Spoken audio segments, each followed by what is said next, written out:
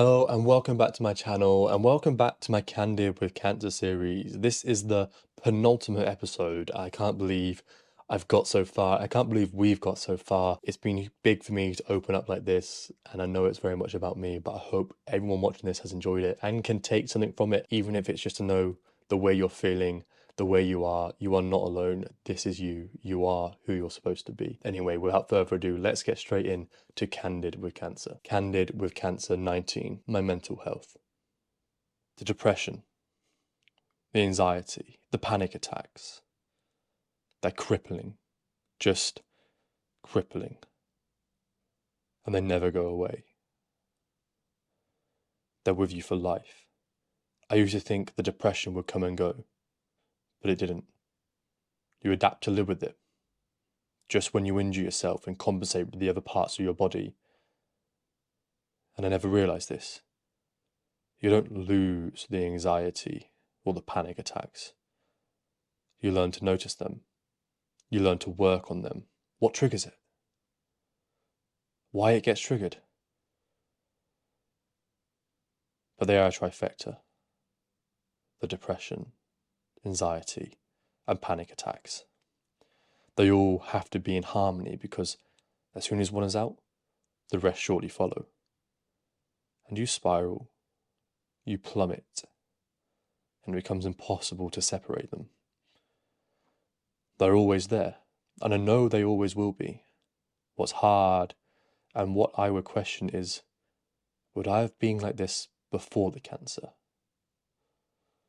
You can't help but question that because I wanted an excuse, a reason behind it, rather than accepting it. I would let it shape me rather than empower me.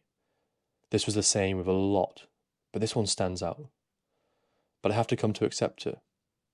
Being alone for so long, missing out on significant parts of life, having to be friends with yourself. This all adds to it. It definitely took more than its toll. In the past year, I have come to understand my anxiety better.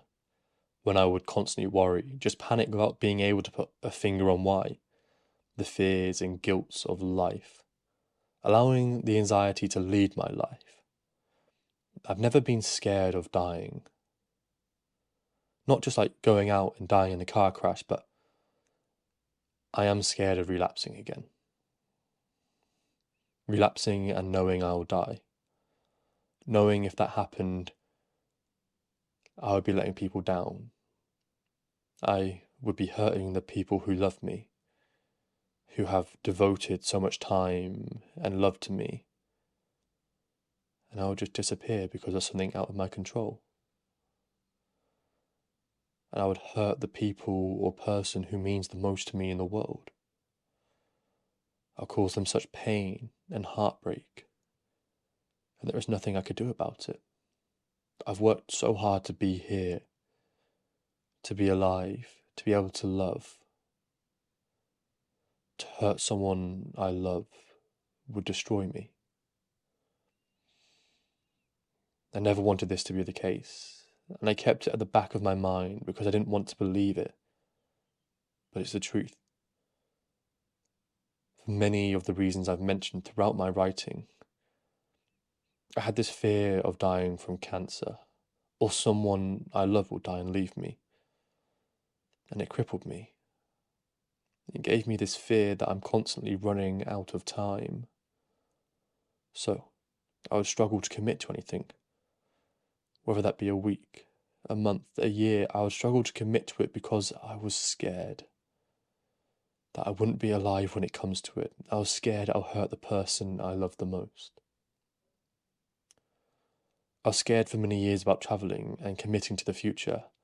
I was scared if I go away for a long period of time, something would happen to someone I love, or me.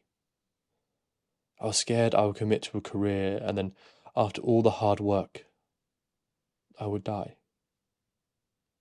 After 15 or 20 years, I'd just die, and it would have been for nothing. I had this other fear that I'd missed out on a normal teenagehood.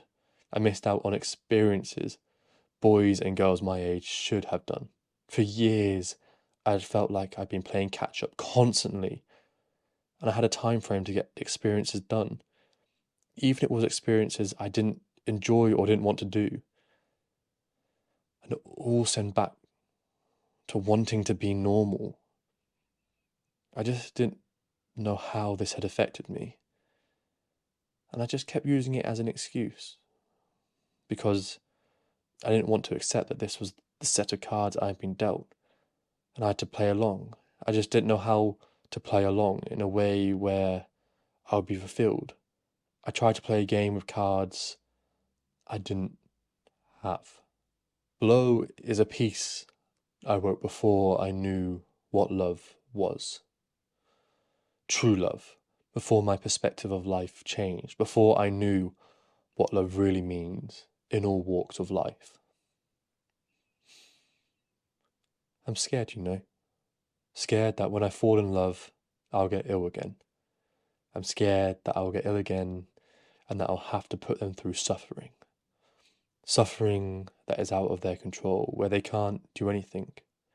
If I get ill again, I'm gone. And I know that.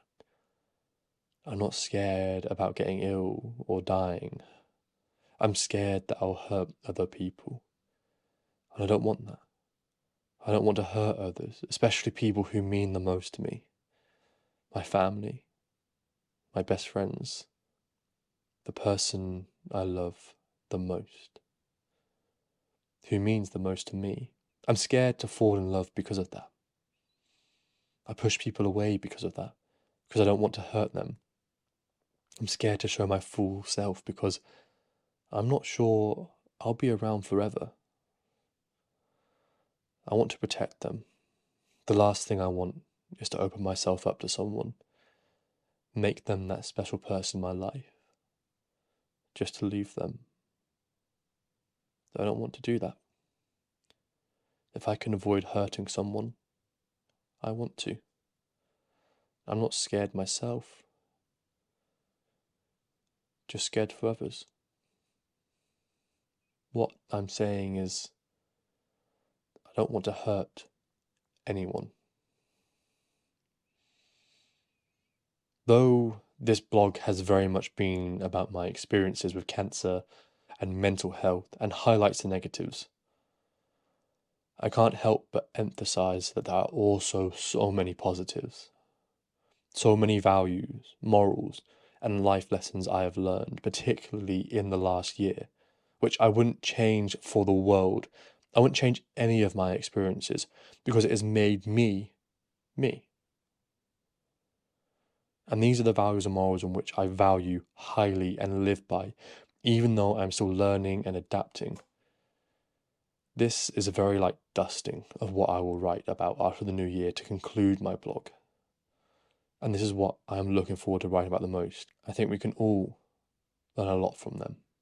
And that's the end of Candid with Cancer, episode 19. As you heard from the start, one more episode to go, episode 20, to wrap this all up, to wrap this whole blog that I made, to wrap this series up. For the time being, maybe it might come back in the future. We don't know. Maybe I'll discuss it in the next episode. At the end there, though, you would have heard me talking about my morals and values. I value them highly. They mean a lot to me. They're the reason I am in the place I am now. If they interest you or you'd like to know more, go check out my morals and values playlist on my YouTube.